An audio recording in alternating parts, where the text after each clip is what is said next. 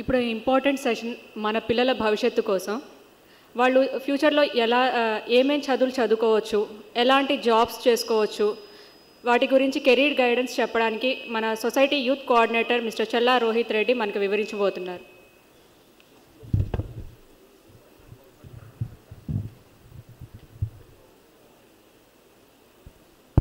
అందరికీ నమస్కారం అండి.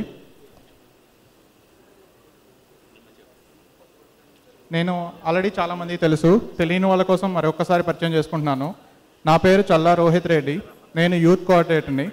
ఆల్మోస్ట్ 20 years నుంచి నేను ఈ చాప్టర్తో టచ్లో ఉంటున్నాను. నాకు హెల్త్ ప్రాబ్లం ఉన్నప్పుడల్లా ప్రతిసారి వస్తూ ఉంటాను.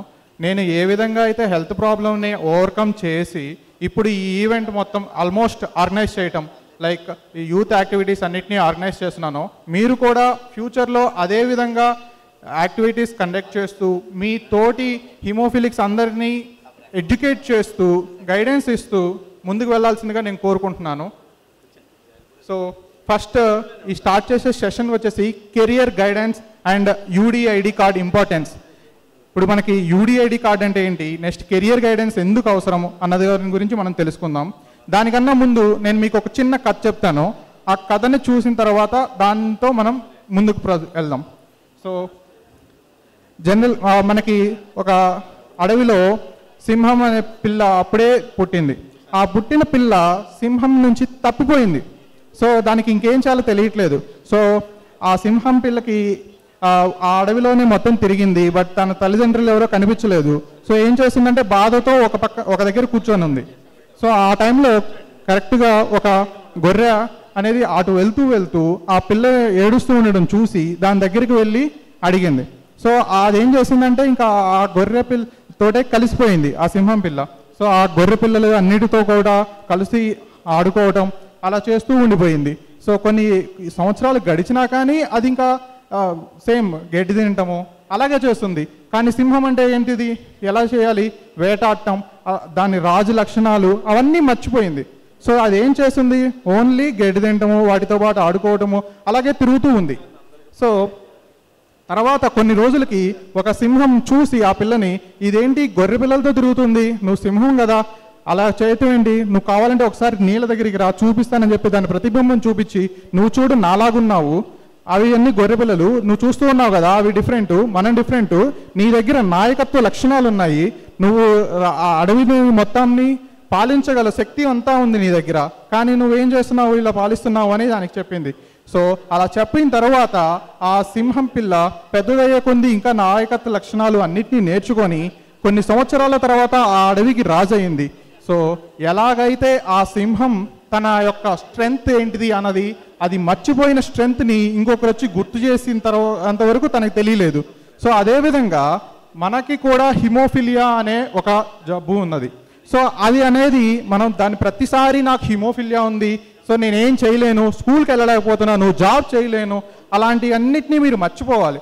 ఎందుకంటే అవన్నిటినీ ఓవర్కమ్ చేసినప్పుడే, మీలో ఉన్న మీ స్ట్రెంగ్త్ని గుర్తించినప్పుడే మీరు కూడా ఒక ఉన్నత స్థాయికి వెళ్ళగలరు, నాయకత్వ లక్షణాలు వస్తాయి మీకు, మీరు కెరియర్లో మీరు చాలా ఎత్తుకెదగలరు. సో మీరందరూ కూడా ఎలాగైతే ఈ కథలో సింహం పిల్ల ఉన్నారో అలాగే మనం కూడా ముందుకు వెళ్ళాలని కోరుకుంటున్నాను.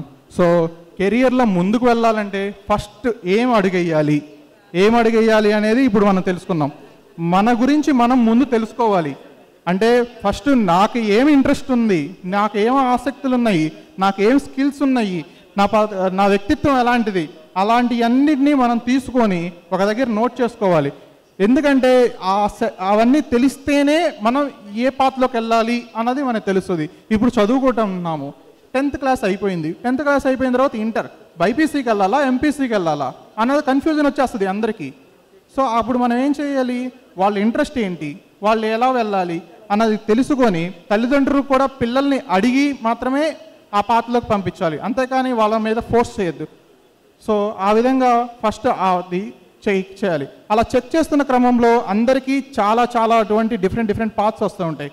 సో అలా సెర్చ్ చేసినప్పుడు మెయిన్గా అందరికీ కామన్గా తెలిసిన ఇవేంటి అంటే డాక్టర్ అవ్వటం కానివ్వండి, లేదంటే ఇంజనీర్ అవ్వటం కానివ్వండి, చార్టెడ్ అకౌంట్ అవ్వటం కానివ్వండి, ఇలాంటి 3 ఆప్షన్సే ఎక్కువ మందిని చూస్తూ ఉంటాం మనం బయట. కానీ చాలా ఆప్షన్స్ ఉంటాయి. ఎలాగైతే ఇప్పుడు ఈ ఈవెంట్ ఆర్గనైజ్ చేయటం అనేది ఇప్పుడు కొత్తగా వస్తున్నాయి, అలా ఎలాగైతే ఆర్గనైజ్ చేస్తున్నారో వాళ్ళకి జాబ్ డిమాండ్ ఉంది. అండ్ బయట సేల్స్, అలా చాలా డిపార్ట్మెంట్స్ ఉంటాయి. సో వాటిలన్నిటిలో కూడా మనం కెరియర్ని మనం చూస్ చేసుకోవచ్చు. సో అలా చూస్తున్నప్పుడు మనకి చాలా డిఫరెంట్ పాత్స్ వస్తూ ఉంటాయి. సో ఇప్పుడు ఫర్ ఎగ్జాంపుల్ నువ్వు డాక్టర్ అవ్వాలని అనుకున్నావు, కానీ డాక్టర్ అవ్వాలంటే ఏ డాక్టర్ అవ్వాలి, పీడియాట్రిక్ అవ్వాలా, లైక్ డెంటిస్ట్ అవ్వాలా, హెమటాలజిస్ట్ అవ్వాలా, ఇలా డిఫరెంట్ ఆప్షన్స్ ఉంటాయి. సో మన ఇంట్రెస్ట్లు మనం ముందే తెలుసుకొని ఆ ఇంట్రెస్ట్లు ఆర్గనైజ్ చేసుకొని వాటిని బేస్ చేసుకొని మనం మన పాత్ని చూస్ చేసుకోవాలన్నమాట. సో అదేవిధంగా మన ఆసక్తులను తెలుసుకోవడానికి ఫస్ట్ మనం ఏం చేయాలంటే, మీరు ఏట్లకి ఎక్కువగా ఇష్టపడుతూ ఉంటారు, మీరు గతంలో ఏమేమైనా సవాళ్ళు ప్రశ్నించారా? లైక్ ఇప్పుడు కొంతమంది ఉంటారు, వాళ్ళకి ఏంటంటే చిన్నప్పటి నుంచి కొన్ని వస్తువులకి ఆట బొమ్మలు ఇచ్చినా అనుకో, చిన్నపిల్లలు ఏం చేస్తారంటే కొన్ని వాటిని ఓడదీసి బిగిస్తూ ఉంటారు, అంటే అలా చేస్తూ ఉంటారు. సో వాటిలన్నింటినీ మనం గ్రహిస్తూ వాళ్ళకి తగ్గట్టుగా దానికి సంబంధించి మనం ఇంకా స్కిల్స్ని ఇంప్రూవ్ చేస్తూ ఉండాలి. సో ఇలా ఇంప్రూవ్ చేస్తూ ఉన్నప్పుడు కొంతమందికి కొన్ని జాబ్స్ చేయాలనిపిస్తుంది, కొన్ని జాబ్స్ చేయాలనిపించదు. సో కానీ మనకి హిమోఫిలియా అనే ఒకటి ఉంది. సో హిమోఫిలియా ఉన్నప్పుడు ఎలాంటి జాబులు చేయొచ్చు, ఎలాంటి జాబులు సురక్షితమో, ఎలాంటి జాబులు సురక్షితం కాదు అన్నది మాత్రం మనం తెలుసుకుందాం. ఎందుకంటే ఇప్పుడు మనం అన్ని జాబులు చేయలేము, అంటే చెయ్యొచ్చు, బట్ కొన్ని లిమిటేషన్స్. ఇప్పుడు మనకి జాయింట్ పెయిన్ రావచ్చు, అలాంటివి వచ్చే టైంలో మనకి చేస్తూ ఉంటే మన హెల్త్ అనేది డ్యామేజ్ అవుతుంది. హెల్త్ డ్యామేజ్ అవ్వకుండా మనం ఇలాంటివి చేయాలి. సో లైక్ కంప్యూటర్కి సంబంధించిన పనులు, లేకపోతే ఫ్రీలాన్సింగ్ జాబ్స్ అనేవి ఉంటాయి. లైక్ ఇంటర్నెట్లో ఇప్పుడు కరెంట్ ట్రెండింగ్ జరుగుతుంది ప్రతిదీ. ఇప్పుడు ఏదన్నా వర్క్ కావాలి అంటే ఆ వర్క్కి సంబంధించి ఆన్లైన్లో పోస్ట్ చేస్తారు, ఆ పోస్ట్ని చూసి మనం దానికి సంబంధించిన వర్క్ ఆన్లైన్లోనే కంప్లీట్ చేసేసి మనం వెళ్తూ ఉంటాం. నెక్స్ట్ డిజిటల్ మార్కెటింగ్ సంబంధించి అండ్ యూట్యూబ్ కూడా ఇప్పుడు రీసెంట్గా మీరు అందరూ చూస్తూ ఉంటారు, ఇన్స్టాగ్రామ్స్, రీల్స్ చాలా చేస్తూ ఉంటారు. అలాంటివి కూడా మనం చూస్తూ ముందుకు వెళ్ళొచ్చు. నెక్స్ట్ కొన్ని లైక్ ఏ జాబ్స్ సేఫ్ కాదు అంటే కార్మిక ఆధారితం అంటే మనం చేసి కష్టం చేయాల్సిన పనులు, బాడీ బాగా వాడి చేయాల్సిన పనులు చేయడం లేము. అండ్ లైక్ కొన్ని గేమ్స్ ఉంటాయి, కొన్ని గేమ్స్కి మనం వెళ్ళి ఆడామంటే దెబ్బలు తగిలే ఛాన్సెస్ చాలా ఎక్కువ ఉంటాయి. అలాంటి గేమ్స్ మనం అవాయిడ్ చేస్తే చాలా మంచిది. సో అలా చేస్తూ ఉన్నప్పుడు మీకు జాబ్స్ ఏం చేయాలో తెలిసింది, మీరు ఒక పాత్లోకి వెళ్ళాలనుకుంటున్నారు, ఫైనల్ ఏం చేయాలంటే జాబ్ అనేది ఎతకాలి. జాబ్ ఎతకడం అనేది ఇప్పుడు చాలా కష్టంగా ఉన్నది. సో దానికి సంబంధించి మనం ఏమేం చేయొచ్చు అంటే ఇంటర్నెట్లో ఎతకచ్చు. నెక్స్ట్ మన దగ్గరలో ఏమైనా ఈవెంట్స్ జరుగుతున్నప్పుడు, జాబ్కి సంబంధించిన ఈవెంట్స్ జరుగుతున్నప్పుడు ఆ ఈవెంట్స్కి అటెండ్ అయ్యి ఆ ఈవెంట్స్లో మనం తెలుసుకోవచ్చు జాబ్స్కి సంబంధించి. పార్ట్ టైం జాబ్స్ చేయొచ్చు. ఇంటర్న్షిప్స్ అంటే కాలేజీలో ఇప్పుడు థర్డ్ ఇయర్లో ఉన్నప్పుడే అందరినీ ఇంటర్న్షిప్స్కి అటెండ్ అవ్వమంటున్నారు. సో అలాంటప్పుడు ఇంటర్న్షిప్లో అటెండ్ అయ్యి మీరు మీ స్కిల్స్ని బాగా ప్రూవ్ చేసుకుంటే వాళ్ళే జాబ్లోకి తీసుకుంటారు. నెక్స్ట్ మీ లోకల్ ఇన్ఫర్మేషన్, లోకల్లో కూడా చాలా జాబ్స్ ఉంటాయి. ఆ లోకల్లో ఉన్న జాబ్స్ని కూడా మనం వెళ్ళి అంటే ఇప్పుడు మీ ఊర్లో ఉన్న వాళ్ళతో మాట్లాడుతూ ఉంటేనే మీకు చాలా జాబ్స్ కనిపిస్తూ ఉంటాయి. అలాంటి జాబ్స్ కూడా మీరు వెతుక్కొని చేసుకోవచ్చు. సో ఫైనల్గా మీరు ఒక పాత్ చూస్ చేసుకున్నారు, ఆ పాత్లో మీరు బాగా కష్టపడ్డారు, తర్వాత జాబ్ కూడా వచ్చింది. అంతటితో మీరు మీ గోల్ని రీచ్ అయ్యారు. సో అక్కడితో రీచ్ అయ్యాము, నాకు జాబ్ వచ్చింది అని సేఫ్ అంటే కాదు. ఎందుకంటే ఇప్పుడు జాబ్ అనేది ఒక ఫస్ట్ స్టెప్ మాత్రమే, అగైన్ ఫస్ట్ స్టెప్. సో మనం ఏ స్టెప్ వేసినా అది ఎప్పుడూ ఒక ఫస్ట్ స్టెప్ లాగే ఉంటుంది. మన వయసు పెరిగే కొంది మన ముందు ఉండే స్టెప్స్ కూడా పెరుగుతూ ఉంటాయి. సో మనం కూడా నెక్స్ట్ ఏం చేయాలి అనేది ప్రతిదీ ఆలోచిస్తూనే ఉండాలి. ఎందుకంటే ఇప్పుడున్న కరెంట్ జనరేషన్లో బ్రతకాలి అంటే ఇప్పుడు మనం ప్రతి ఒక్కరూ ఏదో ఒక ఏజ్లో నేర్చుకుంటూనే ఉన్నారు. సో మనం ఇంకా ఎక్కువ నేర్చుకోవాలి మనం ముందుకు వెళ్ళాలంటే. సో ఇన్ని ప్రాబ్లమ్స్లో ఇప్పుడు కరెంట్ బయట అందరూ చేసే పనులే. సో మన హిమోఫిలియా ఉంది, మనకి హిమోఫిలియా ఉండడం వల్ల మనకి గవర్నమెంట్ ఏమైనా బెనిఫిట్స్ ప్రొవైడ్ చేస్తుందా అంటే రిజర్వేషన్స్ టైప్. సో ఏమన్నా చేస్తుందా అంటే చేస్తుంది. దానికి 2016లో rights of persons with disability act ప్రకారం 2016లో మనకు ఒక జీవో వచ్చింది. ఆ జీవోలో హిమోఫిలియా అనే దాన్ని కూడా జాయిన్ చేశారు. హిమోఫిలియా, తలసేమియా, సికిల్ సెల్ ఇలాంటి 3 బ్లడ్ డిజార్డర్స్ని కూడా జాయిన్ చేశారు. ఆ rights of persons with disability act ఏం చెప్తుందంటే మన పిల్లలకి 40% కంటే ఎక్కువ డిసేబిలిటీ ఉంటే వాళ్ళందరికీ ఉచిత విద్య అనేది అందించమని చెప్తుంది. సో మనం స్కూల్కి వెళ్ళాలి అన్నది కూడా అంటే స్కూల్ అటెండెన్స్లో కానీ ఇట్లని అన్నిట్లో కూడా మనకి బెనిఫిట్స్ అనేవి ఉంటాయి. సో మనం వాటిని జాగ్రత్తగా వాడుకోవాలి. అండ్ దాంతోపాటుగా ఉన్నత విద్యా సంస్థలకు వెళ్ళేటప్పుడు రిజర్వేషన్లు కూడా మనకి ఇస్తూ ఉంటారు. రిజర్వేషన్స్ లైక్ ఇప్పుడు రీసెంట్గా నీట్ ఎగ్జామ్ నోటిఫికేషన్ పడింది, నెక్స్ట్ జేఈ మెయిన్స్ నోటిఫికేషన్ పడింది. ఆ నోటిఫికేషన్స్లో మనకి హిమోఫిలియా ఉండటం వల్ల మనం కొన్ని మంచి కాలేజీల్లోకి రావడానికి మనం ఉన్న ప్రాబ్లం వల్ల కష్టం. సో దానికి సంబంధించి రిజర్వేషన్ ఇచ్చారు. సో అలా రిజర్వేషన్స్లో నాకు తెలిసి లాస్ట్ 1 ఇయర్లో 5 మెంబర్స్ ఆ రిజర్వేషన్ యూస్ చేసుకొని మన మంచి కాలేజీల్లో సీట్లు పొందారనమాట. సో ఆ రిజర్వేషన్కి ఎలా అప్లై చేయాలి, యూడిఐడి అంటే ఏంటి అంటే ఏదంటే యూడిఐడి అంటే యూనిక్ డిసేబిలిటీ ఐడి. సో అదేంటంటే మనం ఆ కార్డు ఉంటే మన దగ్గర ఎక్కడైనా సరే మనం జాయిన్ చేయడానికి ఈజీగా ఉంటుంది. సో ఆ కార్డు ఎలా తెచ్చుకోవాలి అంటే ఫస్ట్ ఫామ్ 7 అనే ఒక సర్టిఫికేట్ ఉంటుంది, మీరు చూస్తున్నట్లు స్క్రీన్ మీద ఫామ్ 7 సర్టిఫికేట్. ఆ ఫామ్ 7 సర్టిఫికేట్ అనేది ఎవరిస్తారు అంటే గవర్నమెంట్ హాస్పిటల్లో ఉండే డాక్టర్లు ఇష్యూ చేయగలరు. సో మీ దగ్గర ఉండే ట్రీట్మెంట్ హిస్టరీ మొత్తం తీసుకొని నేను ఈ హిమోఫిలియా నాకు ఇన్ని సంవత్సరాల నుంచి ఉంది, నెక్స్ట్ నేను ఫ్రీక్వెంట్లీ ఇన్నిసార్లు బ్లీడింగ్స్ ఇంజెక్షన్స్ చేయించుకున్నాను అన్న ట్రీట్మెంట్ హిస్టరీ మొత్తం తీసుకొని హాస్పిటల్కి వెళ్ళి వాళ్ళని ఫామ్ 7 సర్టిఫికేట్ అడిగితే వాళ్ళు ఫామ్ 7 సర్టిఫికేట్ ఇస్తారు. ఆ సర్టిఫికేట్లో మనకి హిమోఫిలియా ఎంత పర్సంటేజ్ అనేది, నెక్స్ట్ దానికి సంబంధించిన డాక్టర్ సంతకము అవన్నీ చేసుకొని తీసుకుంటే మనం ఆ సర్టిఫికేట్ అనేది మనం నీట్ ఎగ్జామ్స్ కానివ్వండి, జేఈ మెయిన్స్ కానీ వాటికి అప్లై చేసేసుకోవచ్చు. అలా అప్లై చేసిన సర్టిఫికేట్ ఓన్లీ అదొక్క టైంకే వ్యాలిడ్. నెక్స్ట్ టైం మళ్ళీ న్యూ సర్టిఫికేట్ తీసుకోవాలి. So every time new certificate తీసుకోవాలా అంటే అవసరం లేదు. దానికి సంబంధించి యూడిఐడి అనే కార్డ్ని అప్లై చేసుకోవచ్చు. ఆ యూడిఐడి కార్డ్ని అప్లై చేసుకునే దానికి వెబ్సైట్ వచ్చేసి ఇది స్వావలంబన్ వెబ్సైట్ ఉంటుంది. సో ఈ వెబ్సైట్లో మీకు వెళ్ళి రిజిస్టర్ అయ్యి మీ personal details, educational details, like address, next disability details, మీరు ఏదైతే డిసేబిలిటీ సర్టిఫికేట్ ఆల్రెడీ తీసుకున్నారో ఆ సర్టిఫికేట్ని ఇక్కడ అప్లై చేస్తే వాళ్ళు మీకు గవర్నమెంట్ హాస్పిటల్కి, నియరెస్ట్ గవర్నమెంట్ హాస్పిటల్కి రీడైరెక్ట్ అవుతుంది మీ అప్లికేషను. వాళ్ళు అప్రూవ్ చేస్తే మీకు యూడిఐడి కార్డ్ అనేది వస్తుంది. సో ఆ విధంగా మనం యూడిఐడి కార్డ్ అనేది తీసుకోవచ్చు. అదండి. సో యూడిఐడి కార్డ్ తీసుకోవడం వల్ల బెనిఫిట్స్ అనేవి ఉన్నారు. రీసెంట్గా కొంతమంది యూడిఐడి కార్డ్స్ అప్లై చేశారు, వాళ్ళు వచ్చి ఎవరన్నా మాట్లాడాలనుకుంటే మాట్లాడచ్చు. అండ్ మీకు ఇంకేమన్నా డౌట్స్ ఉన్నా కెరియర్కి సంబంధించి ఆన్సర్ చేస్తాం.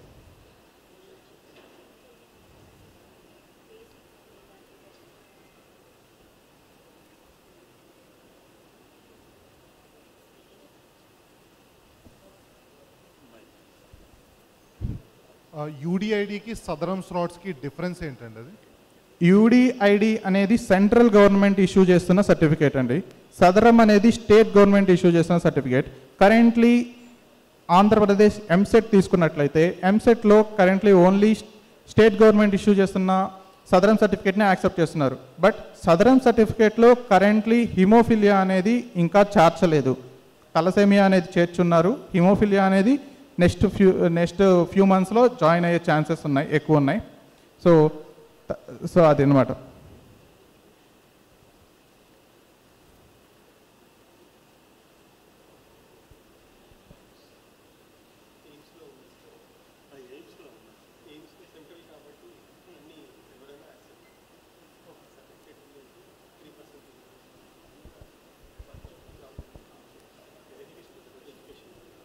ఎయిమ్స్లో కూడా రిజర్వేషన్ ఉందండి. ఇప్పుడు మీరు 3% రిజర్వేషన్ ఉందంట. సో మీకు హిమోఫిలియా సర్టిఫికేట్ తీసుకున్నట్లయితే ఎయిమ్స్ కాలేజీలో జాయిన్ అవ్వాలన్నా కానీ 3% రిజర్వేషన్ అనేది ఉంది.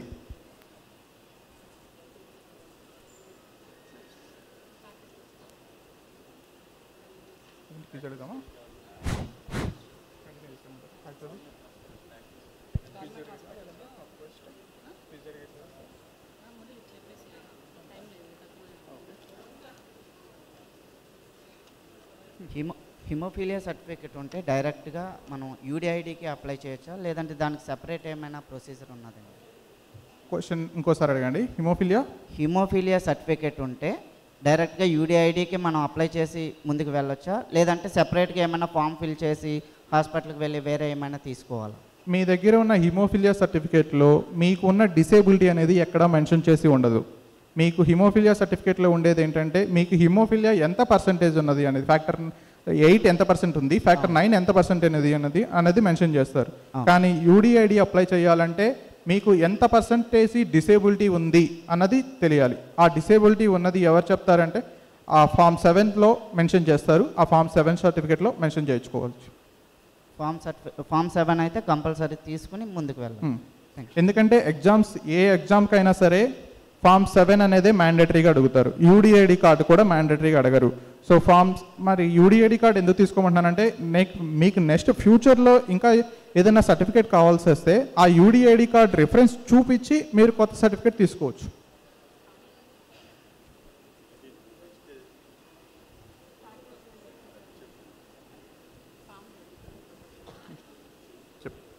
ఇప్పుడు వాన్విల్లీస్ కూడా యూడిఐడిలోకి చేయొచ్చండి?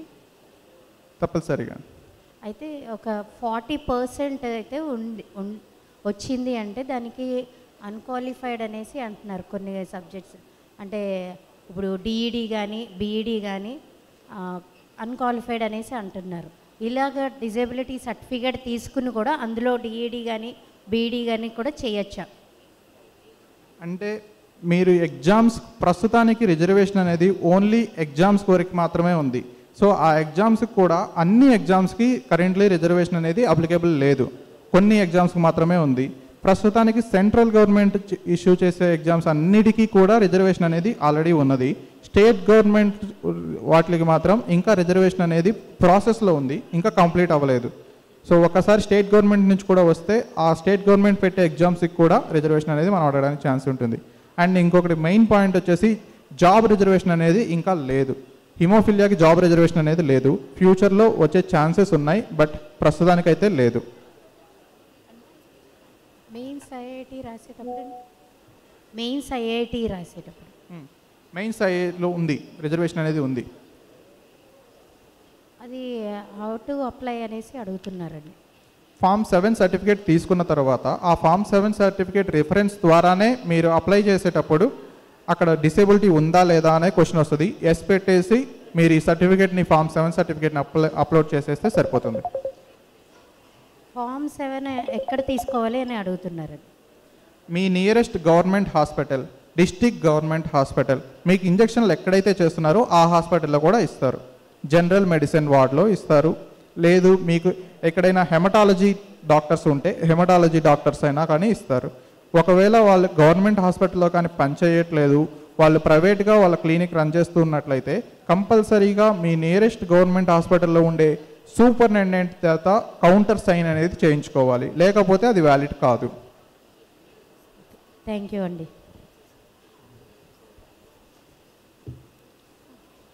ఓకే, మన హిమోఫీలియా సభ్యులకి చాలా ముఖ్యమైన టాపిక్.